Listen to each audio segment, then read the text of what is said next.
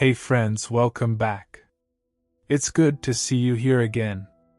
If this is your first time with me, my name is Daniel and I make videos to help you grow confident in English, not just with grammar and vocabulary, but with the mindset and habits that truly make a difference.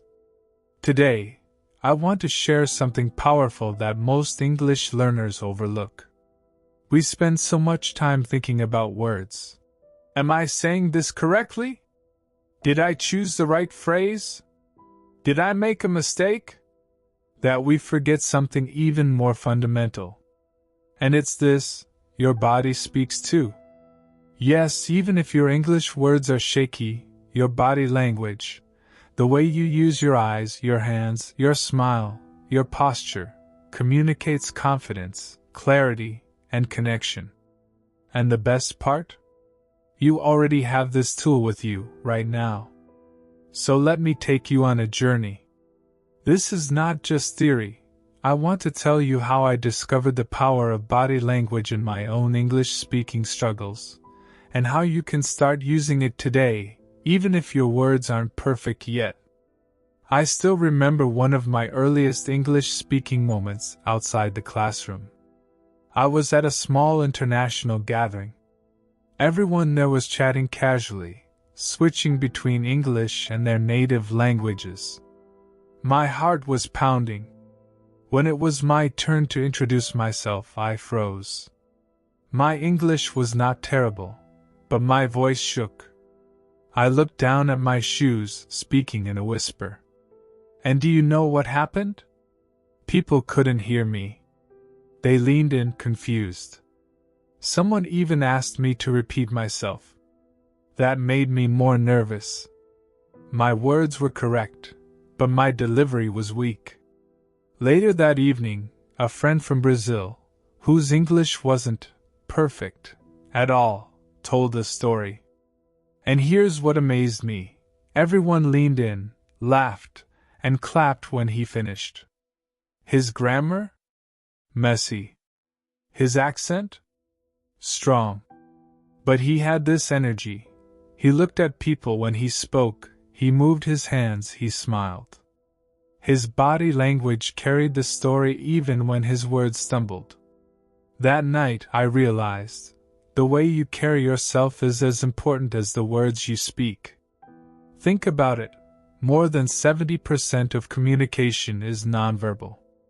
Psychologist Albert Mehrabian's famous study suggested that in face-to-face communication, words account for only about 7% of meaning, tone of voice about 38%, and body language around 55%. Now, of course, some experts argue about the exact numbers, but the principle is clear. How you say something often matters more than what you say. This is incredible news for English learners. Why? Because it means even when your English feels broken, your message can still come across powerfully if your body supports your words.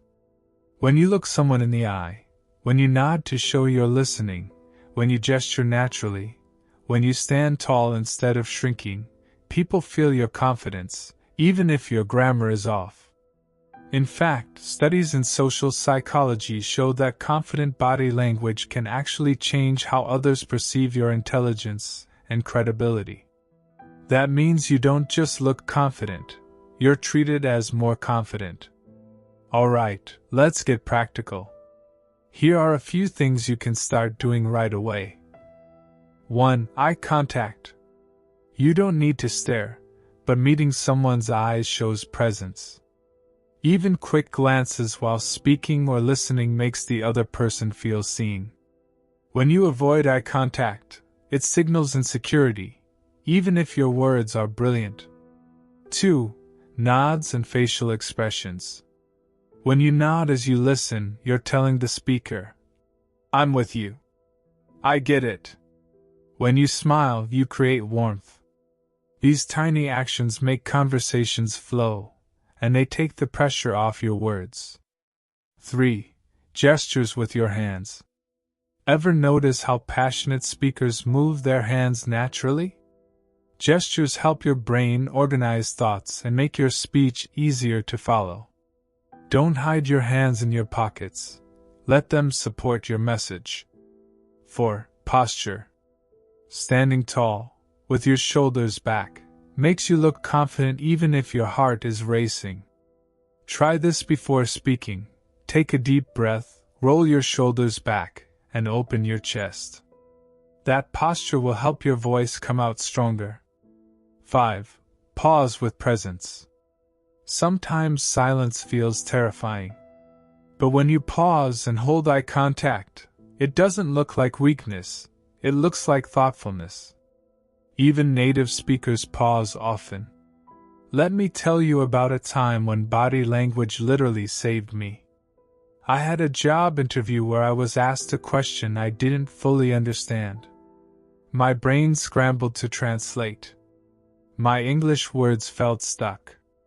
Old me would have panicked, looked down, and mumbled.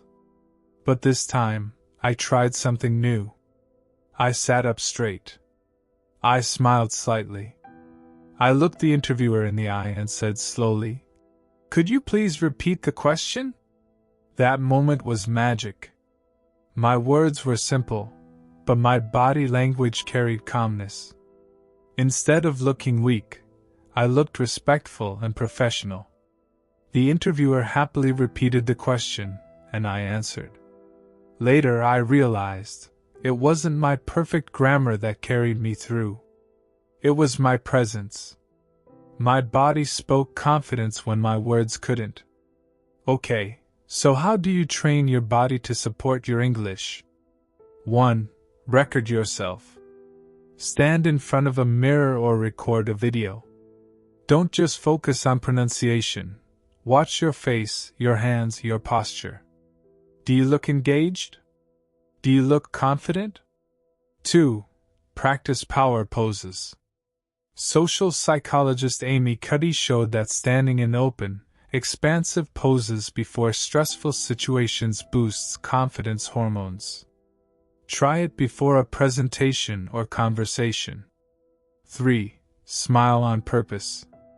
Even if you feel nervous, smiling sends a signal to your brain and to the other person that you're okay. 4. Use gestures while learning. Research shows that using hand movements while practicing new vocabulary helps your brain remember words better. Movement creates memory. Here's the real mental shift I want you to take away. Confidence is not only in your words. Many learners delay speaking because they think, "When my English is perfect, I'll feel confident." But what if it's the other way around? What if confidence, shown through your body, makes your English better? Because when you look confident, people listen more patiently. When they listen patiently, you relax. When you relax, your English flows. That's the cycle. So let me leave you with this thought. Your body is already fluent. You don't need years of study for it. You've been nodding, smiling, gesturing, standing tall, and making eye contact your whole life. Why not use these tools when you speak English too? Next time you're nervous, remember, your words may shake, your grammar may bend, but your body can carry you across the bridge of communication. Don't just let English come out of your mouth, let it shine through your presence. Because in the end, people don't just remember your sentences. They remember how you made them feel. Thank you for spending this time with me. If this helped you, I'd love to hear your story in the comments. And if you want more encouragement like this, make sure to subscribe. We're building confidence, one step at a time. Until next time, speak with your words, but also with your body.